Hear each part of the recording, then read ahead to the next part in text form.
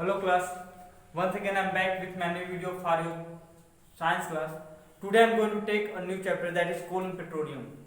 Before starting about coal and petroleum, I will like to discuss two terms, that is resource and different types of resource. Means first term which are related with your this particular chapter, coal and petroleum means resource and different type of resource.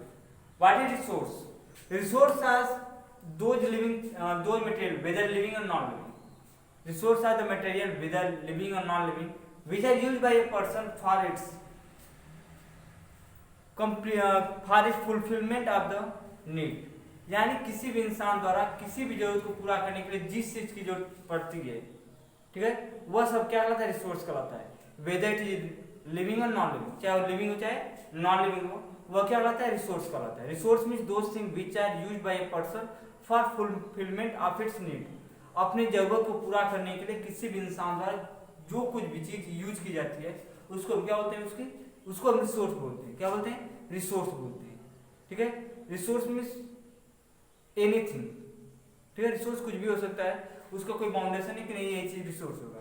अगर देखा जाए तो resource जो है origin के हिसाब से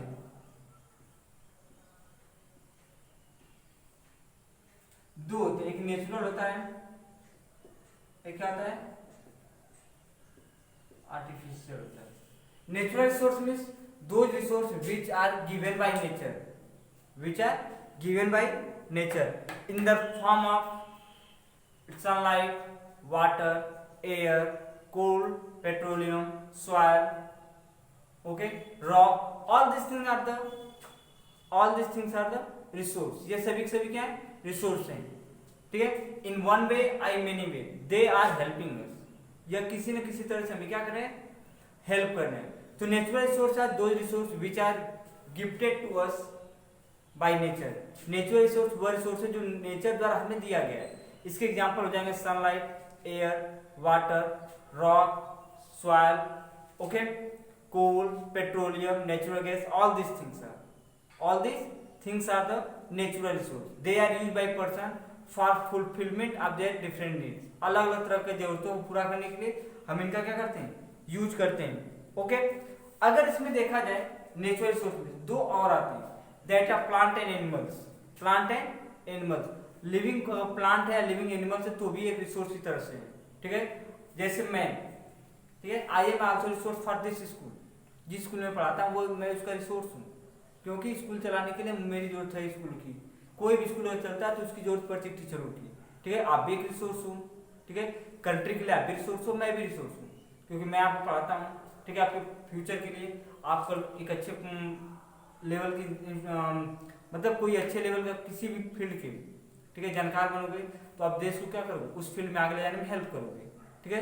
तो they are the natural resource. ये क्या है? नेचुरल रिसोर्स है. प्लांट है, प्लांट्स हम डिफरेंट टाइप्स के, ठीक है, वर्क करते हैं, या प्लांट्स हम डिफरेंट टाइप के बेनिफिट लेते हैं, तो अभी हमारे लिए क्या है? रिसोर्स है. तो नेचुरल रिसोर्स जो नेचर से मिलता है. एनिमल्स भी हैं. ठीक है. इसीलिए आप देखोगे कि स्कूलों में होता है ह्यूमन रिसोर्स डिपार्टमेंट, हर एक जगह होता है.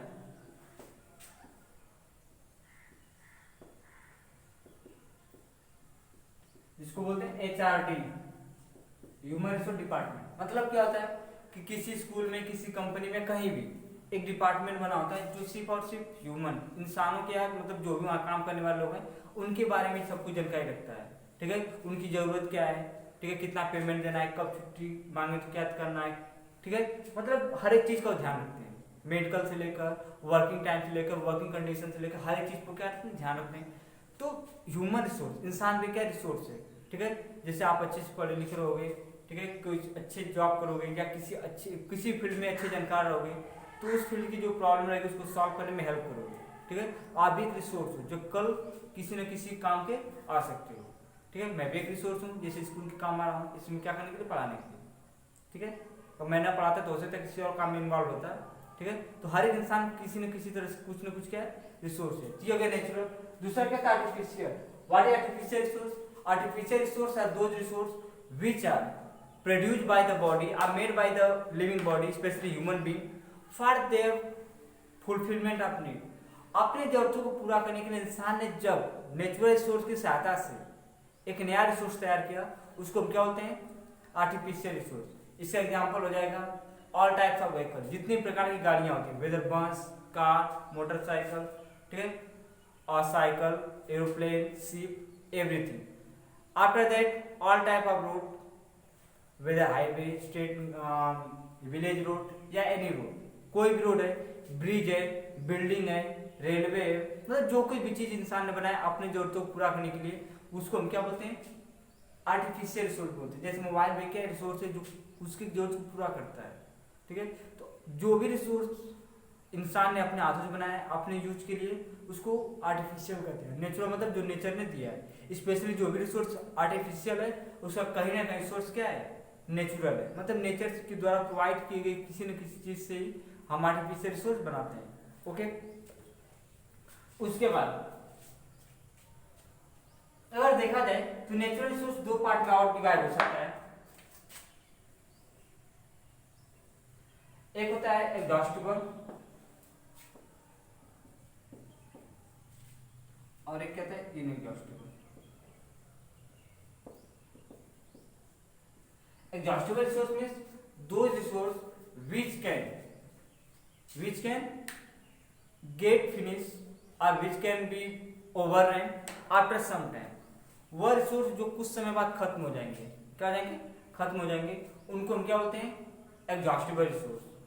एंड इनएग्जॉस्टिबल रिसोर्स मींस दो resource which cannot be finish or get over for a long period of time। लंबे समय तक जो नहीं खत्म हो पाएगा उसको हम क्या बोलते हैं, इनएग्जॉस्टिबल बोलते हैं। मतलब जो खत्म हो जाएंगे, एग्जॉस्ट, एग्जॉस्ट का मतलब होता है थक जाना, ठीक है, या फिर कोई चीज का खत्म हो जाना, ठीक है। तो एक्चुअल में जो एग्जॉस्टिबल रिसोर्स होते हैं वो रिसोर्स होते हैं जो लंबे समय तक के लिए नहीं बने होते हैं, लंबे समय तक के लिए नहीं बने होते हैं, मतलब वो कुछ टाइम के लिए क्या होता है, प्रेजेंट होते हैं, ठीक है। तो इनकी जो क्या है, इनका जो क्वांटिटी या इनका जो कहीं भी डिपॉजिट है वो लिमिटेड होता है। जितने भी एग्जॉस्टिबल रिसोर्स होते हैं उनके डिपॉजिट क्या है, लिमिटेड है, वो कुछ ही अमाउंट में प्रेजेंट है, ठीक है, वो फिर क्या आ सकते हैं, खत्म हो सकते हैं। इससे एग्जांपल अगर देखा जाए तो एग्जॉस्टिबल में हमारा आ सकता है एनिमल्स, है ना, जैसे जानवर है। तो हम जानते हैं कि अगर पोचिंग करते हैं या इलीगल हंटिंग करते हैं तो धीरे धीरे क्या बहुत से जानवर खत्म हो रहे हैं, क्या हो जाएंगे, खत्म हो भी जाएंगे, ठीक है। उसके बाद कोल, पेट्रोलियम, प्लांट्स, ठीक है, ये वो सब रिसोर्सेज जो क्या हो सकते हैं, खत्म हो सकते हैं, ठीक है। इनएग्जॉस्टिबल में वह रिसोर्स जिनकी डिपॉजिट अनलिमिटेड है या जिनकी क्वांटिटी अनलिमिटेड है और वो लंबे पीरियड तक बिना खत्म हुए जा सकते हैं। जो सबसे बड़ा इसका होगा वो होगा सनलाइट, फिर एयर, वाटर, ठीक है, सॉइल, रॉक्स, ठीक है, इनएग्जॉस्टिबल है, ठीक है, क्या इनएग्जॉस्टिबल है, यह लंबे समय तक खत्म नहीं होंगे, ठीक है।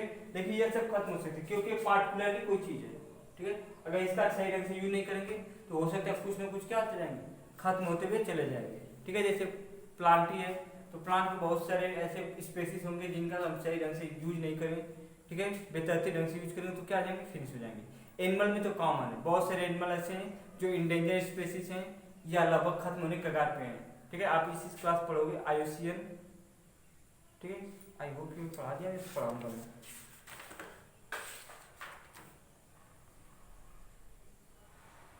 पढ़ाऊंगा मैं, ठीक है। उसमें आप पढ़ोगे, उसमें देखोगे आप क्या है, ऐसे बहुत से रिसोर्स आते हैं, ठीक है। Next one fuel and fossil. I hope कितना आपको समझ में आ गया होगा।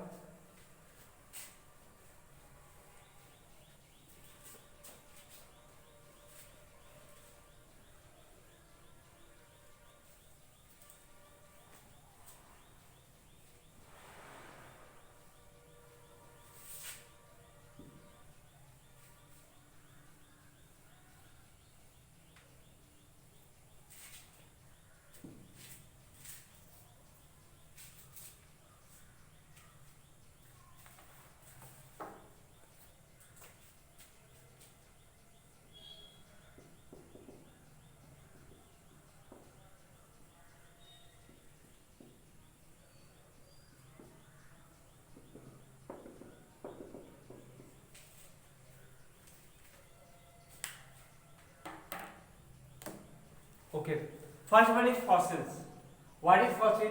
Fossil are the remaining of dead plant and animal which are buried under the earth millions of years ago. Is called fossil. Fossil means those things or those remaining of plant and animal which are obtained from the earth, which are buried millions of years ago under the earth. It's called fossil. जमीन के नीचे से, ठीक है, जब हम खुदाई करते हैं, जब एक्सवेजन करते हैं, तो होता क्या, कुछ ऐसे मटेरियल मिलते हैं जो कि प्लांट और एनिमल के रिमेनिंग होते हैं, यानी प्लांट और एनिमल के बचे हुए भाग होते हैं जो कि करोड़ों साल पहले जमीन में क्या हो जाते हैं, दब गए रहते हैं, ठीक है। तो जब करोड़ों साल पहले जो प्लांट और एनिमल दबे हुए हैं उनके जो रिमेनिंग हमें मिलते हैं, ठीक है, उसको हम क्या बोलते हैं, फॉसिल बोलते हैं। क्या बोलते हैं, फॉसिल बोलते हैं। क्लियर। अगर देखा जाए तो फॉसिल में बहुत सारे मिलते हैं, जैसे आप देखोगे कि कहीं कहीं पे देता है कि डायनासोर की कुछ हड्डियां मिली हैं, या कहीं कहीं आप देखोगे कुछ जो जानवर है पहले के दफन हुए हैं उनकी हड्डियां मिलती है, दांत मिलते हैं, खोपड़ी मिलती है, बाकी जो पार्ट होते हैं एनिमल के भी मिलते हैं, ठीक है। तो ये सब क्या है, फॉसिल्स हैं। क्या है, फॉसिल है। तो fossil are the remaining of plant and animal which are buried millions of year ago under the earth, is called fossil. Next one is fuel. What is fuel? Fuel are the things and material are substance which are used to get energy, which are burn to get energy या provide energy, is called fuel. वह सभी चीजें जिनको जलाने पर हमें energy मिलती है, ऊर्जा मिलती है, ऊष्मा मिलती है, इज कॉल्ड फ्यूल। जिनको जलाने पर हमें क्या होता है, एनर्जी या हीट मिलता है, उसको हम क्या होते हैं, फ्यूल कहते हैं। जस्ट लाइक वुड, और लकड़ी को मैं जलाता हूँ उससे क्या मिलती है, हमें हीट मिलती है, ऊष्मा मिलती है, एनर्जी ऊर्जा मिलती है, तो वो क्या कहलाएगा, फ्यूल कहलाएगा, ठीक है। जैसे खाना पकाते हैं ना, तो गैस एलपीजी कनेक्शन है तो उसका जो है वह भी एक फ्यूल है।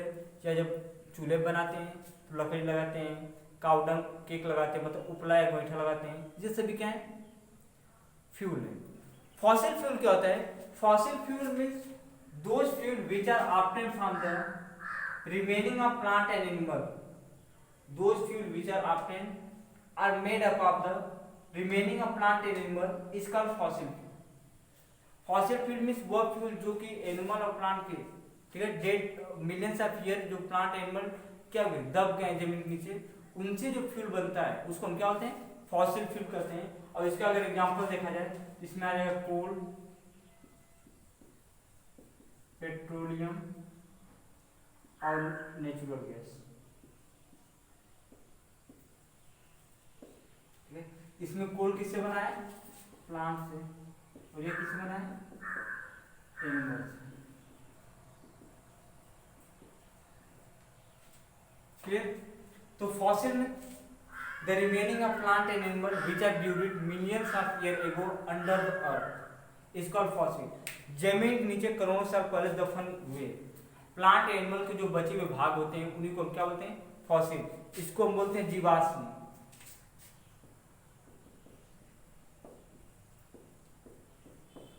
ठीक है। और एक होता है ह्यूमस, उसको जीवांश बोलते हैं,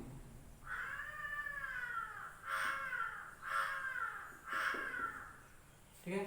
जैसे क्या होता है कि जो लिविंग, जैसे मान लो जो काउ डंग वगैरह होते हैं उनको इससे होता है ना, गाँव में घोड़े के रखते हैं, तो जितने भी घर कचरे होते हैं सबको खेत में इकट्ठा करते हैं, ठीक है। तो वो क्या होता है, ह्यूमस कहलाता है, जीवांश उसमें होते हैं, मतलब उसमें प्लांट एनिमल के रिमेनिंग रहते हैं, लेकिन मिलियंस ऑफ ईयर एगो नहीं, जो मिलियंस ऑफ ईयर एगो रहेगा उसको फॉसिल नाम देंगे, इसको ह्यूमस नाम देते हैं, ठीक है। तो फॉसिल मतलब जीवाश्म होता है, ठीक है, मतलब मिलियंस ऑफ ईयर एगो जो जमीन से दफन हुए हैं उनके जो रिमेनिंग होते हैं उनको हम क्या बोलते हैं, फॉसिल कहते हैं। फ्यूल मतलब वो जिनसे हमें एनर्जी मिलती है, those things which are burn and to give, those things या material which are burn to give heat and energy is called fuel.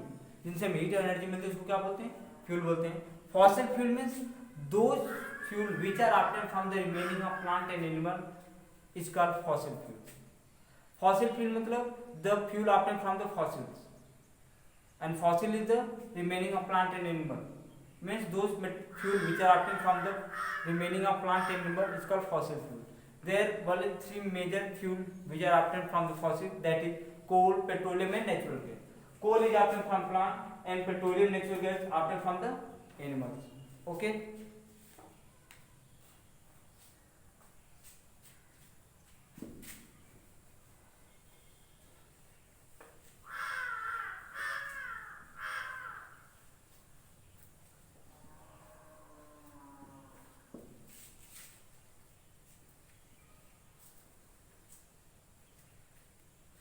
Next one is coal.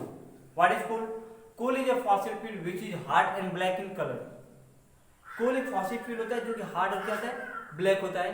Generally coal are obtain from the excavation of the earth. जमीन के नीचे खुदाई करने के बाद हमें क्या मिलते हैं? ये मिलते हैं. Generally they are present in the rocky form. ठीक है, चट्टान के तौर पर होते हैं बड़े बड़े. इनको हमें क्या लगता है? जमीन नीचे से माइनिंग करके, ठीक है, जमीन नीचे से क्या करते हैं? माइनिंग करके हम इसको बाहर निकालते हैं. अगर देखा जाए there are the some coal deposited in the India. India कुछ भाग में कोल बहुत ज्यादा मात्रा में पाए जाते हैं, specially in the range of Jharkhand and Chhattisgarh का जो इलाका पूरा लगा हुआ है, वेस्ट बंगाल, झारखंड, बिहार, छत्तीसगढ़ जो एक रेंज बना है, इसमें ज्यादा पाए जाते हैं. ठीक है, कहाँ कहाँ पाते हैं? बिहार, झारखंड, वेस्ट बंगाल, उड़ीसा, मध्य प्रदेश. ठीक है, ये सभी जगहों पे पाए जाते हैं. देयर आर सम पॉइंट और some place where they are present in the large amount, that is Jharia and Bokaro in Jharkhand and Raniganj West Bengal. Jharia Bokaro दो जगह, बोकारो में स्टील प्लांट भी है, ठीक है, और रानीगंज में बहुत ज्यादा क्या फेमस है इस कोयले के लिए. ठीक है, इंडिया के जितने भी बड़े कोल डिपोजिट है सब इसी रेंज में प्रेजेंट है. ठीक है, इसी में एक एरिया आता है छोटा नागपुर, ठीक है, जो कि आयरन के डिपोजिट में प्रेजेंट है और उसको बोलते हैं प्राउड ऑफ इंडिया. ठीक है, भारत का गुरूर बोलते हैं, क्योंकि उसमें जितने भी इंडिया में मोस्टली जितने भी हमें आयरन के डिपोजिट चाहिए सब उसे ऐसे उठाए जाते हैं. ठीक है, अगर देखा जाए तो कोल फॉर्मेशन में एक वर्ड आता है जैसे carbonisation. Coal formation is a very slow formation, slow process which take millions of years to convert a plant into the coal. कोल एक प्रोसेस है और बहुत स्लो चलने वाला प्रोसेस है, जिसमें होता है क्या, करोड़ों साल लग जाते हैं एक प्लांट का कोल में बदलने को. और जब एक प्लांट कोल में बदलता है उसको हम नाम कहते हैं carbonisation. So carbonisation is the slow process of converting a plant into coal under the high pressure and temperature in the absence of air. Air के एब्सेंस में हाई प्रेशर और टेम्परेचर पे जब एक प्लांट कोल बदलता है उसको हम क्या बोलते हैं? कार्बनाइजेशन.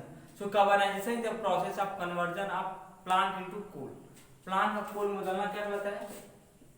कार्बनाइजेशन कहलाता है.